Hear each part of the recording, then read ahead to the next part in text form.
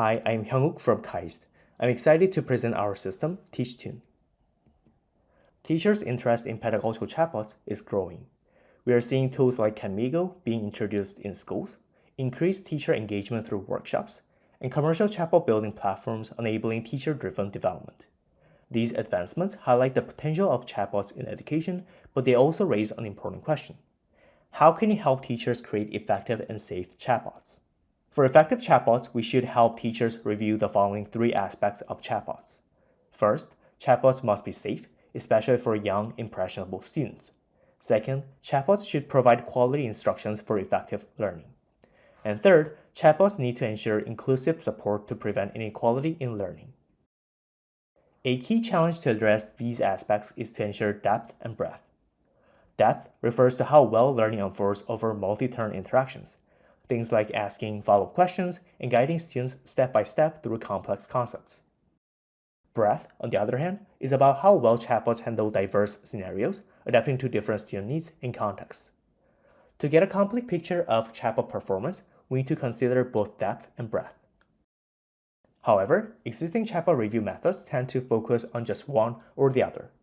Direct chat provides depth, but it's difficult to scale because teachers have to manually converse with chatbots. On the other hand, test cases can cover a wide range of scenarios, but they are typically limited to single-turn interactions. This gap highlights the need for a more comprehensive approach that combines both breadth and depth. We propose TeachTune, a system that uses simulated students to help teachers efficiently review chatbots.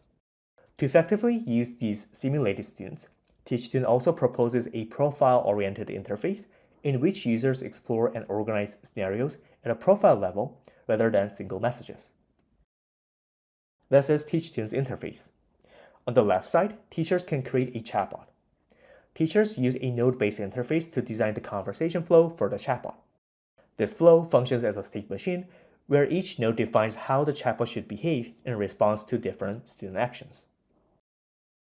On the right side, teachers can use automated chat to review the chatbots created on the left side. To begin, teachers first define student profiles they want to simulate by filling out a template. Based on the values from the template, TeachTune generates an overview description of the student profile, which teachers can edit details.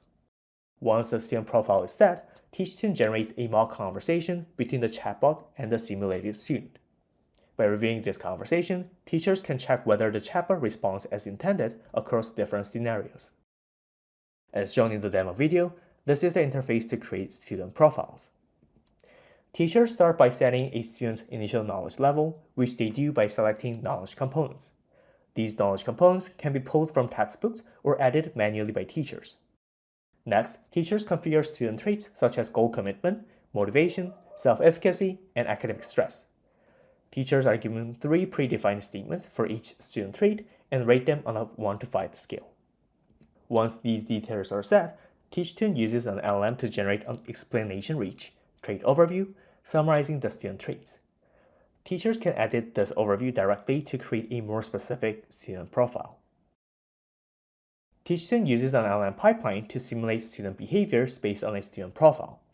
The core of this pipeline is the knowledge state, which tracks the activity of each knowledge component. The initial knowledge state is directly mapped from the knowledge level set in the student profile. The state continuously updates throughout the conversation. If there is a successful explanation of a concept, the pipeline activates the relevant knowledge component, simulating a student's learning process. Once the knowledge state is updated, TeachTune generates a simulated student's response. By combining the knowledge state and trait overview from the student profiles as context, we prompt an LLM to generate plausible responses. In our work, we explored 2 research questions. First, do simulated students behave as teachers expect? And second, how does TeachTune help teachers review chatbots? To answer the first question, we evaluated how well our LLM-based pipeline simulates diverse student profiles.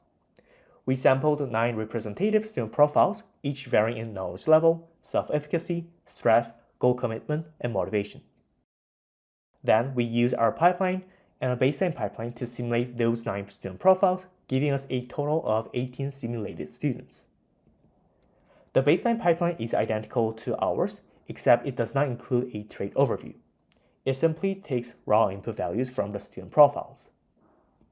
Next, we asked 10 teachers to predict student profiles in a blind condition. They conversed with each simulated student and reviewed pre-generated conversations. We measured the difference between the actual student profile and what teachers expected. Now, let's talk about what we found.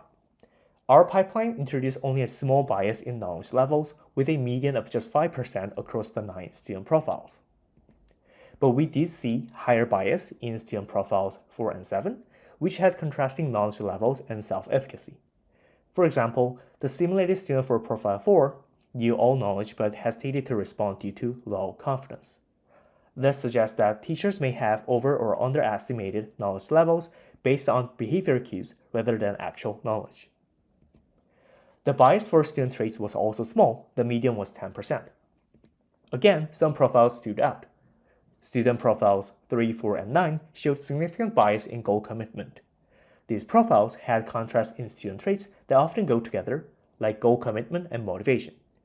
It is possible that behaviors driven by low goal commitment might have led teachers to assume low motivation.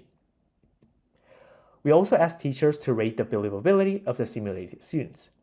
This included whether the student responded with authentic content and language and were useful for chatbot review. The results were positive, with a median believability rating of 3.5. Finally, we compared ours to baseline and found a trade-off relation between bias and believability. The baseline pipeline resulted in significantly less trait bias, but ours produced more believable conversations. This makes sense when we look at how the two pipelines generate responses. The baseline often generated very direct responses, which made profile prediction easier but felt dry and artificial. In contrast, ours produced responses that reflected multiple aspects of a student profile, making interactions feel more natural and engaging. Now let's talk about our second research question. To answer this, we ran a study with 30 K-12 science teachers. We asked them to design a one-on-one tutor chatbot within a 60-minute session. And we instructed participants to consider students with diverse knowledge levels and student traits. Teachers were randomly assigned to one of 3 groups. The baseline group could use only direct chat and test cases to review their chatbots. The auto chat group could use TeachTune's automated chat and simulated students. The knowledge group used other version of TeachTune that lacked student trait configuration and simulation. By comparing these groups, we wanted to see how our approach to simulate both knowledge and student traits complements existing methods. Through the user study, we found the teachers in the auto chat group reported a lower task load compared to the other groups. Interestingly, knowledge resulted in a higher task load than baseline. This result suggests that simulating only part of the target dimensions, in this case only knowledge without student traits, can do more harm than good. We also asked teachers to self-report which student profiles they considered while designing and reviewing their chatbots. Teachers in the auto chat group covered way more knowledge levels and student traits than the other 2 groups. We observed that each review method plays a different role, and automated chat complements existing ones. Direct chat was useful for early design. Teachers used it to test rough versions of their chatbots and develop pedagogical interactions. Automated chat was valuable for finding corner cases and managing diverse learning scenarios. Test cases were used to repeat a specific learning scenarios quickly. Our research has 2 implications. First, teachers could review chatbots more efficiently at scale because they could organize a more systematic overview of their target users. Many teachers in the AutoCheck group mentioned that filling out the student profile template helped them spot missing profiles they wouldn't have considered otherwise. We believe this profile-oriented workflow could be applied to other user-centric design processes like UX design or even video creation. However, we also need to be concerned about the risks of simulations on amplifying teachers' stereotypes of students. Some teachers commented about this concern, and some others believe that working with simulations actually made them more aware of their biases and helped them stay objective. But for these simulations to truly support teachers, we claim that teachers need a feedback loop to refine their expectations by comparing simulated student behavior with real-world student interactions through continuous deployment. For more details, please check the paper. Thank you.